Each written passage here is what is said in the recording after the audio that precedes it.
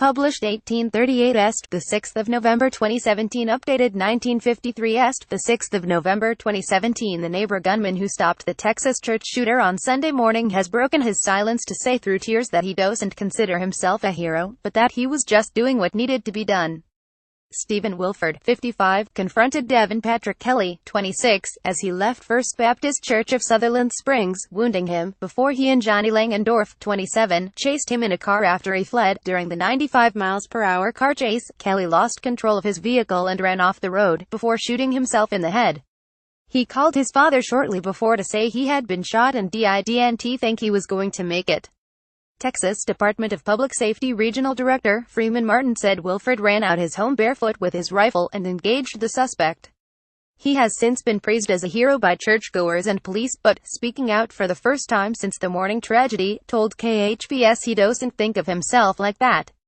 "I'm no hero. All I want to stress today is the people at that church. They're friends of mine, they're family, and every time I heard a shot I knew that probably represented a life." Scroll down for video. Stephen Willeford, 55, was one of the two men who stopped the Texas church shooters on Sunday, but said he doesn't consider himself a hero. In an interview with KHBS, Willeford said, "I think my God, my Lord, protected me and gave me the skills to do what needed to be done." Quick thinking. Stephen Willeford, 55, left and Johnnie Langendorff right have been praised as heroes after they were able to stop Texas gunman Devin Kelleys. Rampage. A local resident told dailymail.com that Willeford, who attends a different church, was first alerted to the shooting when his daughter called him saying there was a man in body armor gunning down churchgoers during Mass. He grabbed his gun and headed down to confront the gunman. And in that moment, he told KHBS with tears rolling down his face that he was scared to death. "I was scared for me and I was scared for every one of them, and I was scared for my own family that lived less than a block away. I think my God, my Lord, protected me and gave me the skills to do what needed to be done, and I just wish I could have gotten there faster. But I didn't know what was happening."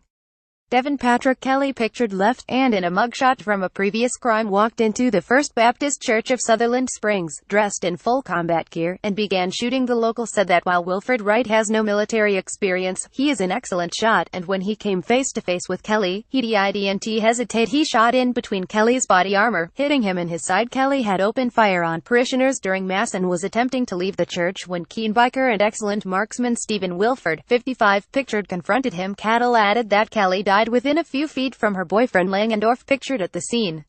It came after another man shot Kelley after he had left the church. Willeford, a local plumber with no military experience, is however an excellent shot according to the resident, and when he came face to face with Kelley, he shot in between his body armor, hitting him in his side. At this point Langendorff, who has a tattoo of a Texas Longhorn on his neck and who was headed to his girlfriend's house, came across the exchange of fire. When Kelley dropped his Ruger assault rifle and fled in an SUV, Willeford came up to Langendorff and hopped in his truck. "The neighbor with the rifle came to my truck and he opened my door and said he shot up the church, and got in," Langendorff told Good Morning America. He said, "Chase him, so that's what I did. I just chased him. It seemed everybody had headed up to the church. I'm not sure if anybody really realized that he had left and gone that direction." He added that he did not freak out about the situation, adding it was an act now, ask questions later kind of deal. In a separate interview, Langendorff told KSAT 12 that had been speeding at 95 miles per hour, while on the phone to dispatch, while Willeford kept his rifle trained on the gunman's car. As they approached a sharp curve in the road, near the 307 and 539, he said Kelley appeared to lose control and his car swerved off the road. "That's when I put the truck in park," he said. "The other gentleman jumped out, and had his rifle on him. He didn't move after that."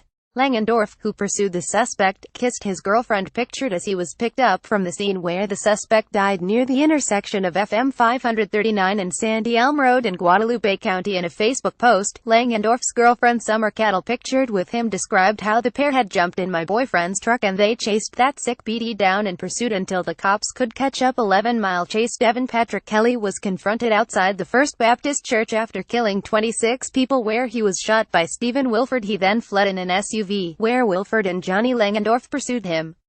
After an 11-mile (95 miles per hour) chase, he crashed and died at the scene from a self-inflicted gunshot wound to the head. The shooting happened at the First Baptist Church of Sutherland Springs pictured, where around 50 people usually attend service. Kelley killed 26 in a Facebook post. Langendorff's girlfriend Summer Caddel described how the pair had jumped in my boyfriend's truck and they chased that sick BD down in pursuit until the cops could catch up.